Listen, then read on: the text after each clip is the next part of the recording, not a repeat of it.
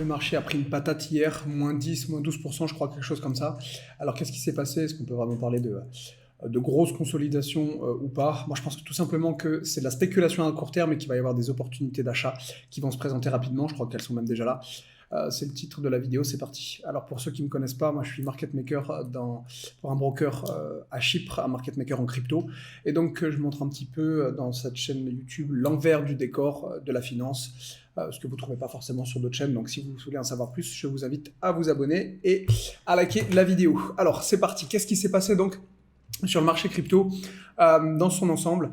Bon, comme vous le voyez ici là sur la heatmap, grosso modo ça saigne un petit peu, c'est pas très méchant. Hier le marché a décalé 10-12%, un peu plus évidemment sur certaines cryptos, mais je crois que Bitcoin était à moins 8, moins 10. Alors en gros on peut se demander qu'est-ce qui s'est passé. Alors la première métrique que je voudrais vous montrer, je vous la montre souvent, c'est pour voir la spéculation.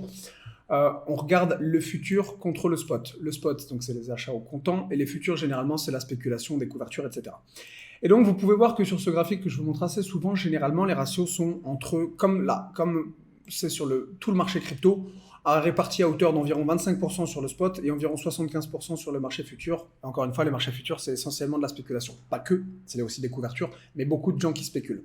Et là, ce que vous pouvez regarder donc sur celui du BTC, c'est que il s'est réduit, il était aux alentours des 25-75 qui sont les ratios qu'on a habituellement. Et là, on est à quasiment 80% de volume tradé sur les futurs BTC pour seulement 20% de spot. Ce qui fait qu'il y a eu plus de futurs ouverts récemment, là, dans les dernières heures. Ça, c'est une première métrique intéressante à prendre en compte parce que ça veut dire plus de futurs ouverts, ça veut dire probablement plus de spéculation. En tout cas, on peut se poser la question.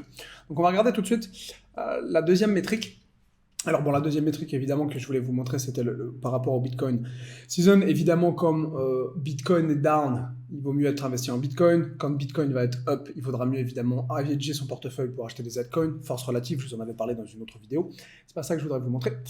Ce que je voudrais vous montrer, c'est ça. Du coup, là, le marché hier prend une claque. Boum, grosse bougie de baisse, ça a paniqué un petit peu tout le monde, notamment sur les réseaux. On est toujours dans ce range. Et donc moi, je pensais en fait que c'était ce range là, vous voyez, ce petit range dans un gros range.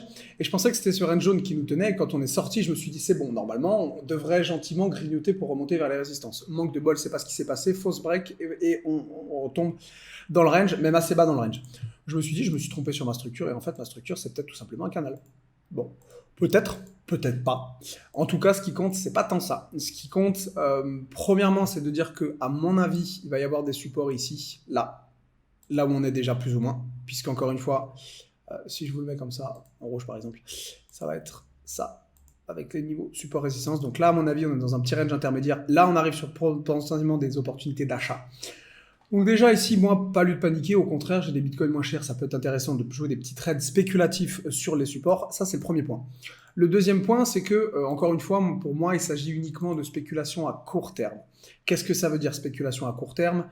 Ça va simplement dire que, si je vous mets un graphique par exemple, on va dire une heure, de savoir un peu ce qui s'est passé hier. Vous voyez, hier, boum, on s'est bien fait démonter. Et donc si vous regardez un peu les métriques sur TradingView par exemple, ici, c'est sur Bitfinex, donc les margin traders de Bitcoin, d'accord? Et donc, ça vous montre un petit peu les positions d'ouvert, un petit peu comment est-ce que les mecs sont exposés. Et vous voyez qu'il y a quand même eu beaucoup de spéculation hier à la vente, forcément. Vous voyez, avec boum, gros pic ici. Donc ça, c'est tout simplement des traders en marge, donc c'est-à-dire c'est des traders de court terme, des traders spéculatifs, qui, pour X ou Y raison, sont entrés short. Donc le marché a complètement décalé. Peut-être des gros mecs qui ont vendu, peut-être, on ne sait pas.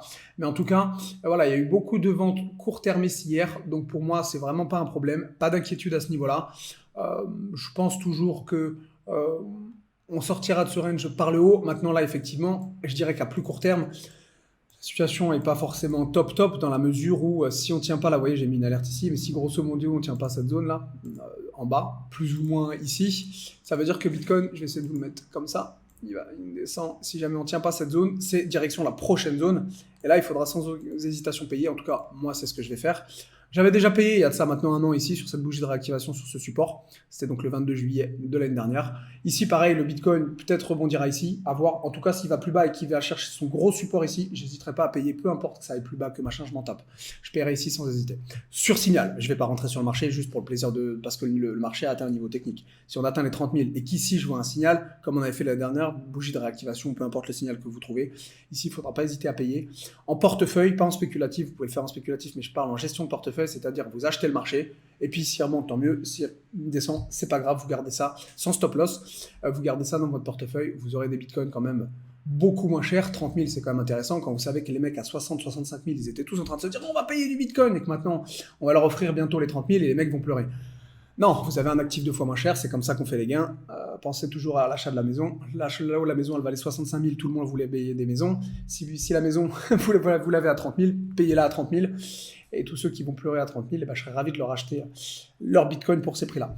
Voilà grosso modo ce que je voulais vous montrer. Pas grosse news au niveau des futurs, j'ai regardé un petit peu, mais franchement, il n'y a pas eu de gap, il n'y a pas eu de truc de fou. Moi, pour moi, la spéculation ici vient essentiellement du coup donc des contrats futurs, de tous le spot qui a été vendu, etc., de tous les spéculateurs, je dirais, de court terme.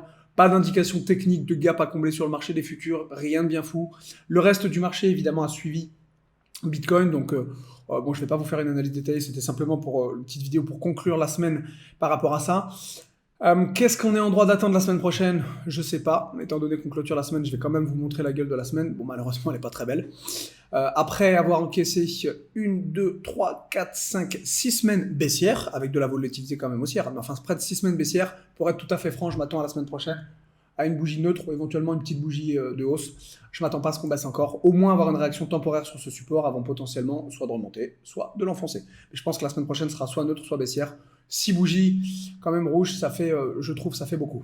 Voilà les métriques dont je voulais vous parler. Dernière chose, Fear and Greed Index, je sais qu'il y a beaucoup de gens qui le montrent. Moi, ça ne m'aide pas du tout dans mon trading, mais étant donné qu'on vous en parle souvent, je vous le montre aussi. Bon, voilà, 22, Fear, c'est simple. Quand tout le monde a peur, tout le monde veut vendre. Moi, je suis ravi d'être leur contrepartie et d'acheter quand les gens ont peur. Donc là, on est clairement sur des zones d'achat. Encore une fois, un indicateur qui nous montre que qu'il y a potentiellement des achats à jouer, encore une fois, soit ici, soit plus bas. Mais voilà, pour moi, les opportunités vont se présenter, donc soyez prêts et n'hésitez pas potentiellement à rentrer dans le marché. Si jamais vous voyez des signaux de réactivation sur des unités de temps un petit peu plus faibles, comme par exemple le 4 heures ou le 2 heures ou quoi, à voir comment vous tradez. Enfin, encore une fois, ici, là, si vous êtes autour de ces niveaux, vous voyez ce genre de petite réactivation, n'hésitez pas à payer le marché. Et éventuellement à mettre un stop loss au plus bas. Je pense que ça peut le faire. Ça ne veut pas dire qu'à terme, on n'ira pas encore une fois sur le gros niveau des 30 000. Mais là, je pense qu'on va avoir pour la semaine prochaine, encore une fois, des petites réactivations haussières, ou au moins une temporisation du marché, après la belle douille qui nous a mis hier. Voilà les amis, c'est tout. Sur ces belles paroles, je vous retrouve probablement la semaine prochaine. À plus!